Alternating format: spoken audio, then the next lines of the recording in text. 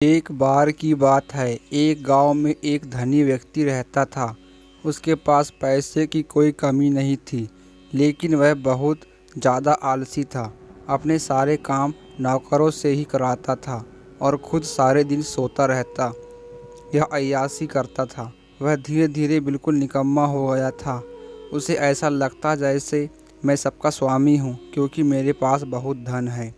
मैं तो कुछ भी खरीद सकता हूँ, यही सोचकर वह दिन रात सोता रहता था।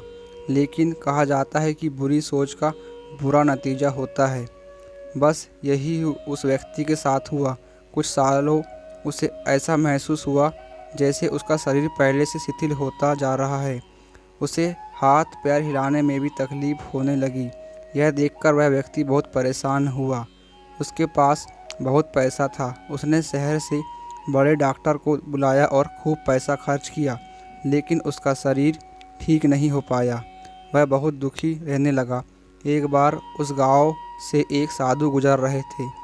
उन्होंने उस व्यक्ति की बीमारी के बारे में सुना, उन्होंने सेठ के नौकर से कहा कि वह उसकी बीमारी का इलाज कर सकते हैं।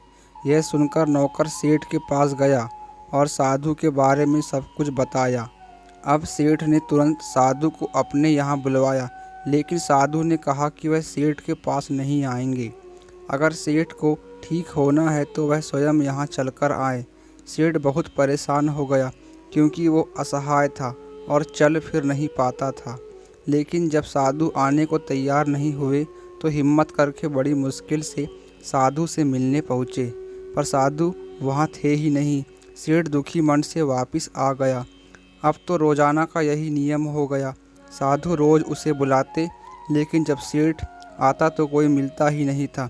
ऐसे करते करते 3 महीने गुजर गए। अब सेठ को लगने लगा जैसे वह ठीक होता जा रहा है। उसके हाथ पैर धीरे धीरे काम करने लगे हैं। अब सेठ की समझ में सारी बात आ गई और साधु रोज़ उससे क्यों नहीं मिलते थे। लगातार 3 महीने चलने से उसका शरीर काफ़ी ठीक हो गया था।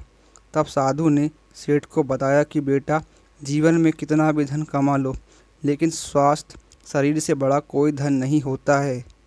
इस कहानी से यह शिक्षा मिलती है तो मित्रों, यही बात हमारे दैनिक जीवन पर भी लागू होती है। पैसा कितना भी कमा लो, लेकिन स्वस्थ शरीर से बढ़कर कोई पूंजी नहीं। ऐसे ही वीडियो पाने के लिए हमारे चैनल को लाइक, शेयर और सब्सक्राइब करें।